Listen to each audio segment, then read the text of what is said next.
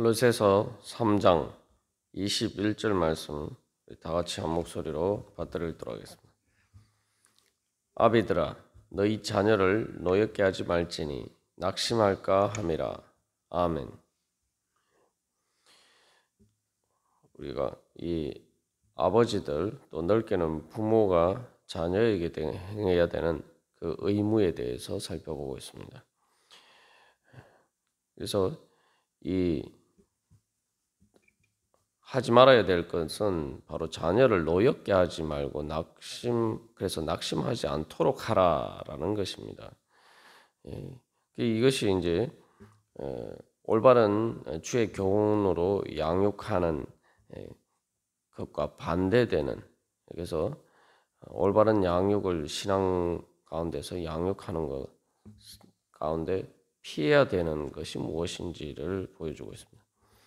그리고 또한 이것은 하나님 아버지께서 우리를 어떻게 대하시는가, 하나님 아버지께서 어떻게 우리를 연단시키시고 어떻게 우리를 양육하시는지, 하나님 아버지께서 우리를 대하시는 태도에 비추어 보면은 이제 알 수가 있습니다. 그래서 이 3장 12절에서 하나님께서는 바로 하나님께서 우리를 선택하셨다라고 이야기하면서 세 사람의 특징으로서 이제 긍휼과 자비와 겸손과 온유와 오래 참음과, 그리고 또 13절에서 용납하고 용서하되, 그래서 이렇게 세 사람을 따라서 바로 우리가 우리의 자녀를 양육해야 된다는 거죠. 그래서 이것은 아버지뿐만 아니라 또 부모뿐만 아니라 우리가 교회 안에서도 또한 서로 이렇게 하나님의 말씀에 따라서 이 전도하고 양육하는 일, 또 건의의 자리에서 또한 이렇게 뭔가 리더십을 발휘하는 때 있어서 성경적인 관점에서 세 사람이 발휘해야 되는 리더십이 무엇인가, 바로 그것을 보여주고 있습니다. 그래서 이제 노엽게 하지 말라는 것은 이제 이 공동 번역에서는 못 살게 굴지 말라, 또 새 번역에서는 격분하게 하지 말라 이렇게 이제 번역하고 있습니다만, 이것은 말 그대로 이제 분노를 촉발하는 것입니다. 분노를 유발하는 거예요. 화가 나게 만든다는 거죠. 그래서 자녀로 하여금 그 분노를 촉발하지 마라, 분노를 유발하지 말라, 그러한 의미입니다. 그리고 또한 낙심할까 합니다라고 된 말 그대로 이것은 용기를 잃어버리고 절망하게 만드는 거죠. 그래서 이 낙심한다는 말은 말 그대로 극단적인 경우에 정말 삶을 포기하고 싶은, 정말 아무것도 하고 싶지 않은 그러한 상태를 또 보여주고 있습니다. 그래서 이 어떻게 보면은 이 분노, 노여워하는 것과 낙심하는 것은 반대되는 것처럼 보이지만, 그러니까 동전의 양면이죠. 그래서 자녀들과 어떤 분노하면서 결국은 그것이 낙심하게 만든다는 거예요. 그래서 이 낙심한다는 것은 어떤 일을 할 때에 기쁜 마음으로 하지 않고 시무룩해서 기분이 침울하게 되고 우울하게 되어서 정말 능력이 없이 마치 기력이 다해서 쓰러지는 것처럼 그러한 상태를 보여주고 있습니다. 그래서 이 두 가지는 그래서 결국 이제 노엽게 될 때에 낙심하게 되는 그러한 일이 또 발생하게 됩니다. 그래서 부모가 자녀가 부모에 대해서 순종해야 되는데, 그런 부분에 있어서 이렇게 기뻐하는 마음으로 따르지 못하도록 만드는 것을 이야기하죠. 그래서 이러한 이제 노엽게 하고 또 낙심하게 만드는 것은 이러한 태도는 올바른 아버지의 모습이 아니라는 거죠. 그래서 이제 이때 당시 헬라 세계에서도 이런 모습은 아버지로서 사랑과 온유로 대해야 되는데 이제 아버지가 아닌 이제 그 초등교사라고 번역되기도 합니다만 이 노예 중에서 이렇게 그 어린 자녀를 이렇게 그 양육하도록 맡겨진 그러한 사람들의 경우에 이 지나치게 엄격하고 근엄하게 마치 감독처럼 노예를 다루는 감독처럼 그렇게 이제 모습을 풍자하는 그런 이야기들이 많습니다. 그래서 손에 회초리를 들고 가혹하게 그 교육하는 바로 그러한 어리석은 이 노예 교사의 모습과 비슷하다고 할 수 있습니다. 아버지가 그런 노예 교사와 같은 그러한 모습으로 자녀를 양육해서는 안 된다는 거죠. 그래서 여기 노예 교사라고 할 때는 이제 노예 중에서 이제 학식이 있거나 이제 그러한 사람들에게 조금 그래서 이제 자녀를 양육하는데 자녀의 양육을 이제 맡기는 그랬을 때 이제 노예 교사라고 합니다. 그래서 이제 그러면은 왜 이제 이렇게 자녀로 하여금 노엽게 만들거나 낙심하도록 만드는 그런 문제들이 발생할 수가 있는가? 이것이 이제 교육을 할 때 이제 나보다 이제 또한 능력이 없고 어떻게 보면은 그러한 사람들을 대할 때 가르칠 때에 교사로서 또 어떻게 해야 되는지 이제 그런 문제들과 관련이 되죠. 그래서 이제 아버지뿐만 아니라 이제 가정에서 어떻게 아버지로서 자녀를 잘 양육하는 것을 훈련을 통해서 배워감으로써 또한 교회 안에서 성도들끼리도 바로 서로 이렇게 가르치고 권면하고 또 양육하는 올바른 자세를 또한 훈련해 가야 되는 것입니다. 그래서 이것은 이제 일반적으로 자기보다 무능력한, 자기보다 지식이나 여러 가지 면에서 이 못한 사람들을 어떻게 대하느냐의 문제와 사실은 관련이 있어요. 우리가 이제 그런 경우일 때 대할 때 이제 여러 가지 이제 그러한 사람들에게 분노를 유발하면서 나는 또 동시에 반대로 정말 낙담하게 만들면서 그렇게 이제 무시받는다는 그러한 느낌을 받지 않도록 하라는 거죠. 그런 식으로 이제 해서는 올바른 교육과 가르침이 이루어질 수 없다는 겁니다.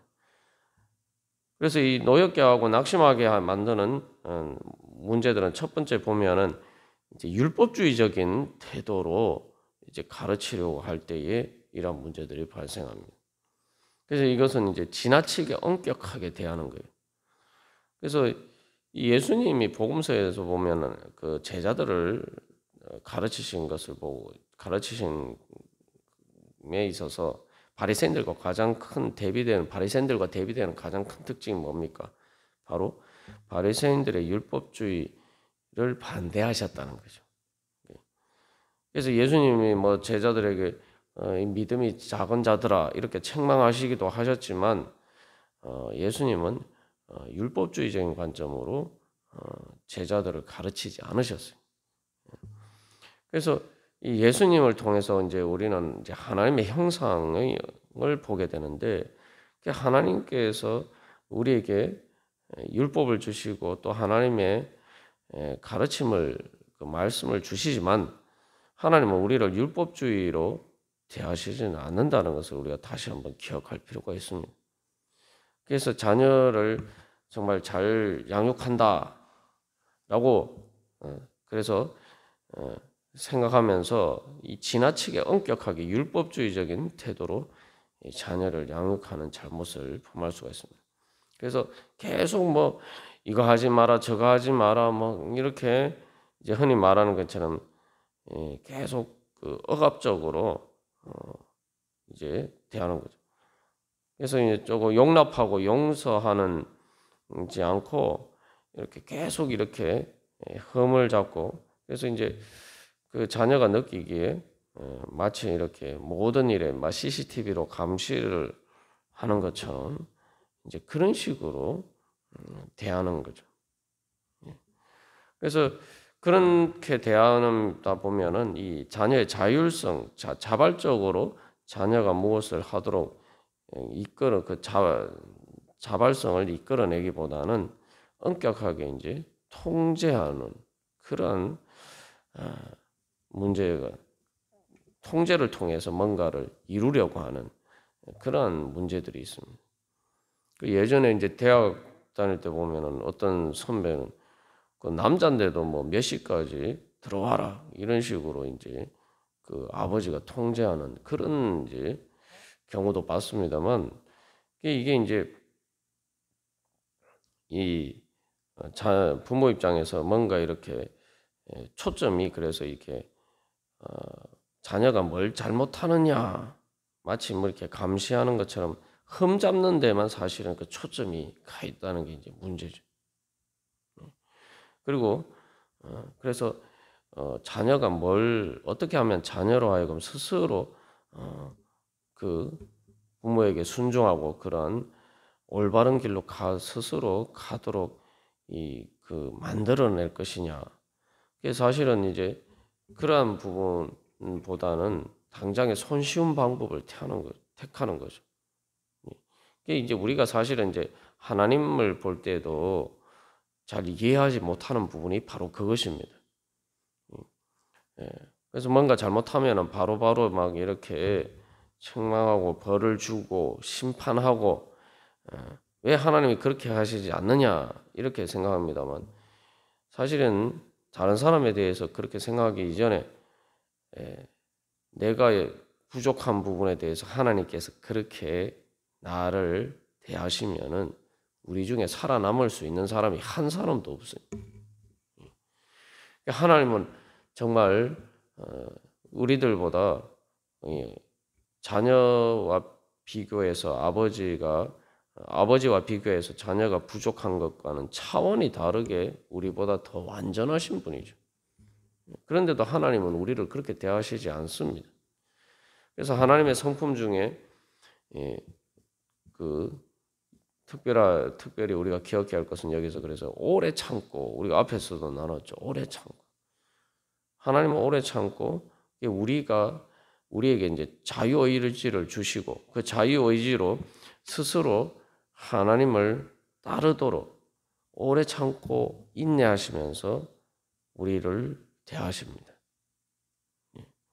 그래야지 사실은 우리가 하나님의 뜻을 기뻐하는 마음으로 자원하는 마음으로 행할 수 있는 그 참된 사랑을 할 수가 있기 때문이죠. 그래서 하나님께서 결국 근본적으로 우리에게 원하시는 것은 그래서 우리의 마음을 다하고 목숨을 다하고 뜻과 힘을 다하여서 하나님을 사랑하는 것입니다. 그렇기 때문에 하나님께서는 우리에게 자유의지를 주시고 그 자유의지를 따라서 우리가 하나님을 선택하고 또 우리가 자원하는 마음으로 그래서 감사하고 찬양하면서 주님을 따르도록 하나님께서 예수는 그렇게 만드시죠. 그렇기 때문에 이제 하나님의 우리가 율법주의적인 또 인간의 편의의 관점에서 당장의 눈앞에서 뭔가 가시적인 성과를 거두기 위해서 이렇게 통제하는 어떤 쉬운 방법을 택하려는 유혹에 빠지기 쉬운 우리들과 대비되는 그런 모습을 보여주고 있습니다. 그래서 이제 사실은 뱀이 그 아담과 하와를 유혹할 때 너희가 하나님과 같이 될 것이다라고 하는데 사실은 이게 그 뭔가 이렇게 자녀를 대할 때도 마치 그런 식으로 폭군처럼 완전히 내가 무슨 이렇게 다 이렇게 프로그램 조정하듯이 로봇처럼 그렇게 자녀를 통제하려고 하는 유혹에 빠지기 쉽습니다. 그리고 그게 당장의 눈앞에서 이제 가시적인 성과가 있는 것처럼 보이고 또한 그렇기 때문에 그렇게 하고자 하는 그러한 유혹에 노출되기 쉽습니다. 그러나 그렇게 해서는 자녀가 뭐 겉으로 어쩔 수 없이 이제 순종을 따를지 몰라도 그 마음으로 정말 따르는 존경하고 또한 사랑하고 따르느냐 그렇게 되기는 어렵죠. 그래서 우리가 이제 그런 이제 인간의 좁은 소견으로 보면은 하나님 아버지께서 우리를 대하시는 이 사람을 대하시는 많은 태도들을 그래서 잘 이해를 못하게 됩니다. 하나님 왜 자유의지를 주시고 왜 에덴 동산에 선악을 알게 하는 나무의 열매를 주셨는가? 뭐 이런 것부터 시작해서 다 잘 이해를 못하는 거예요. 그리고 왜 예수님께서 그렇게 우리의 죄를 위해서 십자가를 지시고 그렇게 어떻게 보면은 털 깎는 자 앞에 잠잠한 양처럼 그렇게 예수님께서 자기의 능력을 발휘하셔서 예수님의 원수들을 다 무찌르지 않으시고 그렇게 십자가를 지셨는가? 뭐 이런 것부터 시작해서 다 이게 이해가 잘 안 되는 거예요. 그런 부분들을 그런 하나님 아버지께서 예수님을 통해서 우리를 대하신 그러한 마음을 우리가 이해할 수 있게 되면은 이게 아비들아 너희 자녀를 노엽게 하지 말고 낙심하지 않도록 그들을 하여금 낙심하지 않도록 하라라는 말씀이 어떤 말씀인지 깨달아 알게 되고 또한 율법주의와 어떻게 올바른 양육이 구별되는지를 알 수가 있습니다. 그래서 이런 문제들이 이제 심하게 되면은 이제 아동 학대와 같은 이제 그런 문제들로 이제 나타나게 되죠. 그래서 우리가 이 골로새서 2장에서도 이 율법주의에 대해서 사도 바울이 계속 이 거짓 교사들의 율법주의에 대해서 비판하는 것을 보게 됩니다. 그래서 그 율법주의가 참된 하나님의 복음의 말씀이 어떻게 구분되는지, 그런 율법주의와 참된 신앙이 어떻게 구별되는지를 우리가 이제 골로새서 2장에서 자세히 살펴보았습니다만, 그러한 것들이 이제 가정 안에서 바로 자녀를 양육하는 문제에 있어서 그런 부분들을 우리가 잘 분별을 해야 되는다. 하나님 아버지께서 율법주의적으로 우리를 대하시지 않았고, 그렇기 때문에 또한 우리가 이제 하나님 아버지께서 우리를 어떻게 대하시는지 우리가 믿음에 성장하면서 그것을 잘 배워서 하나님께서 나를 대하신 것처럼 우리가 그렇게 또 우리의 자녀와 또 교회 안에서 가르치고 양육하는 일이나 또한 어떤 가르치는 일에 있어서 또한 나보다 능력이 없고 부족한 사람들을 인도하는 그러한 리더십을 발휘하는 자리로 나가야 할 것입니다. 그래서 다시 한번 우리가 기억해야 할 것은 왜 복음서에서 예수님이 공생의 기간 동안 제자들의 스승으로서 계속 보여주시면서 이 바리새인들과의 율법주의와 그렇게 예수님이 대비되는 모습을 복음서에서 강조해서 보여주었는지 우리가 그 의미들을 깨달아 알고 어떻게 하면 우리가 말 그대로 우리의 자녀들을 또 그런 가르치는 일에 있어서 복음적으로 할 수 있을 거니까 율법주의가 아니라 복음적으로 할 것인가.